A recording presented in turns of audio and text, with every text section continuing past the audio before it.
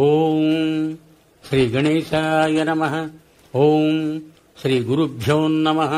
ఓం శ్రీ మహాగాయత్రీ మాత్రే నమః. శ్రీ మహాగాయత్రీ మాత యూట్యూబ్ ఛానల్కు శ్రోతలందరికీ సాదర స్వాగతం. ఆహ్వానించువారు కాశీవజ్ర సుబ్రహ్మణ్య శర్మ, నిడదవోలు. శ్రీ గురుచరిత్ర అధ్యాయం 27.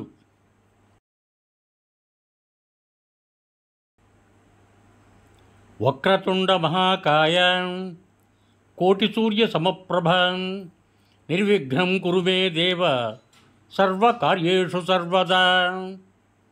శ్రీ గణేశాయ నమః.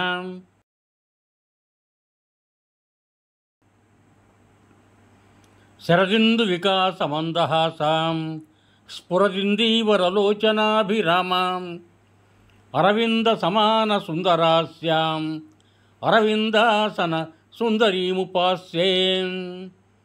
శ్రీ జ్ఞానసరస్వత్యై నమః.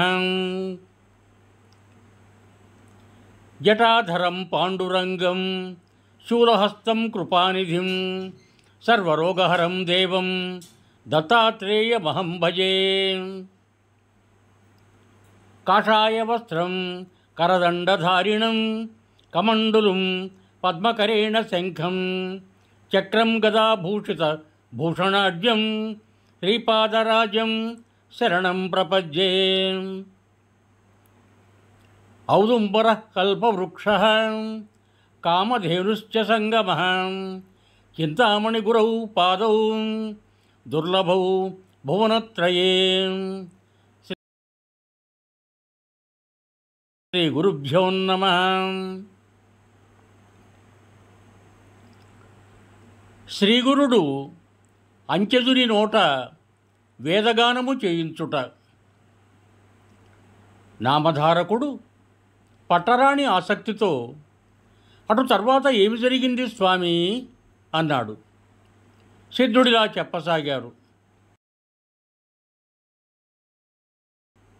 శ్రీగురుడు ఎంత చెప్పినా వారు వినలేదు. అప్పుడు శ్రీగురుడు వారితో, అలా అయితే మీ కోరిక ఇప్పుడే తీరుస్తాము అన్నారు. అటు పక్కగా పోతున్న ఒకరిని పిలిచి, నీవెవరు, నీ కులమేది, నీదే ఊరు, ఎక్కడికి పోతున్నావు అని అడిగాడు. అతడు, అయ్యా నేను కడజాతోడిని, నన్ను మాతంగుడు అంటారు, నేను ఈ ఊరి బయట ఉంటాను, ఈనాటికి నాపై మీకు దయ కలిగింది అని నమస్కరించాడు. అప్పుడు శ్రీగురుడు అతనిపై తమ కృపాదృష్టి సారించి శిష్యునికి దండమిచ్చి దానితో నేల మీద 7 గీతలు గీయించారు. అప్పుడు ఆ చండాలుని మీద విభూతి తల్లి వారిని ఒక్కొక్క గీత దాటమని చెప్పారు. అతడు మొదటి గీత దాటగానే ఆయన, నీవెవరు అని అడిగారు. నేను వనరక్షకుడైన బిల్లుడను అన్నాడతను. అతడు రెండవ గీత దాటి, నేను రావణున్నే కిరాతకుణ్ణి అన్నాడు. మూడవ గీత దాటి, నేను గాంగేయుడనే జాలర్ని స్వామి అని. నాలుగవ గీత దాటి, శూద్రుడైన రైతును స్వామి అని. ఐదవ గీతను దాటి, నేను సోమదత్తుడినే వైశ్యుణ్ణి అని. ఆరవ గీత దాటి, గోవర్ధనవర్మ అనే క్షత్రియుణ్ణి అని. ఏడవ గీత దాటి, నేను వేదవిదుడను, అధ్యాపకుడైన బ్రాహ్మణుడను స్వామి అని వెనుకటి జన్మలలో తానెవరో చెప్పాడు. అప్పుడు శ్రీగురుడు, నీవు వేదజ్ఞుడవైతే వాదంలో ఈ విప్రులను జయించు అన్నారు. అతడు వెంటనే వేదగానం చేసి వారితో చర్చకు సంసిద్ధుడయ్యాడు. అది చూచాకు పండితులకు భయంతో నోరెండింది. కడుపులో నొప్పి ఆరంభమైంది.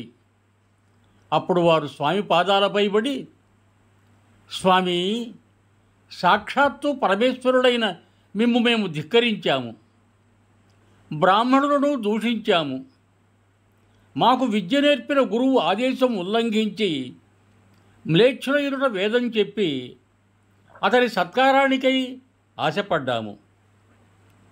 మీరు సర్వసమర్థులు, మీ మహిమను తెలుసుకొనటం మా తరం కాదు, మమ్మల్ని ఉద్ధరించండి అని వేడుకున్నారు. అప్పుడు స్వామి, మీరు బ్రాహ్మణ దూషణ, ధర్మోల్లంఘన చేసి ఎందరినో బాధించారు కనుక ముందు జన్మలో బ్రహ్మరాక్షసులవుతారు. చేసిన కర్మ అనుభవించక తప్పదు కదా అన్నారు. అప్పుడు వాళ్ళిద్దరూ శ్రీగురుని పాదాలపై పడి తమను కరుణించి తరుణోపాయం చెప్పమని ప్రార్థించారు. అప్పుడు స్వామి, విప్రులారా, మీకు పశ్చాత్తాపం కలిగింది కనుక మీ పాపంలో కొంత భాగం నశించింది.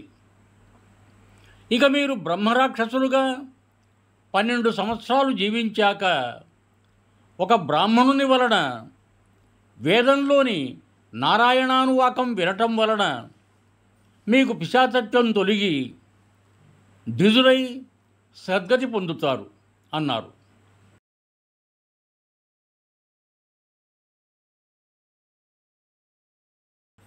వారు శ్రీగురుని వద్ద సెలవు తీసుకొని గ్రామ పొలిమేరకు చేరేసరికి వారిద్దరికీ గుండె నొప్పి వచ్చింది. నదీ తీరానికి చేరేసరికి అది తీవ్రమై వారు మరణించి రాక్షసులై 12 సంవత్సరాలు అక్కడే నివసించారు. తర్వాత అతడొక బ్రాహ్మణుడు మంత్రం గుర్తురాక ఇబ్బంది పడుతుంటే వారతనికి ఆ నారాయణానువాకం ఉపదేశించారు.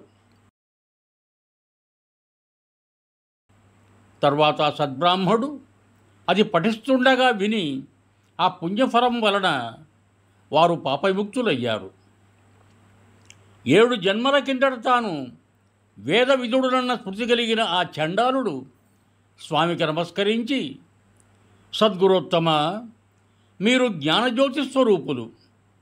పూర్వజన్మలో వేద విదుడునైన నేను ఈ జన్మలో కడజాతివాణ్ణి ఎలా అయ్యాను? త్రికాలజ్ఞులైన మీరు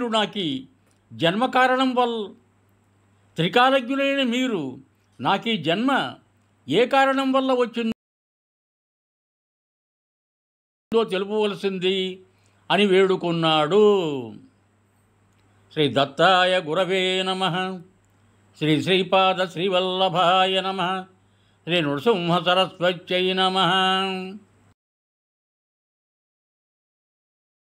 రశేషం ఇవం భూయాత్. సర్వే జనా సుఖినో భవంతు. ధన్యవాదములు. మీకు నా ఈ వీడియో నచ్చినట్టయితే దయచేసి ఒక లైక్ కొట్టి నా ఈ వీడియోను మీ బంధుమిత్రులకు కూడా షేర్ చేయగలరు. అదేవిధంగా నా ఛానల్ను కూడా సబ్స్క్రైబ్ చేయ ప్రార్థన. మరొక్క మారు ధన్యవాదములతో భవదీయుడు కాశీవజ్ర సుబ్రహ్మణ్య శర్మ, నిడదవోలు, తూర్పుగోదావరి జిల్లా.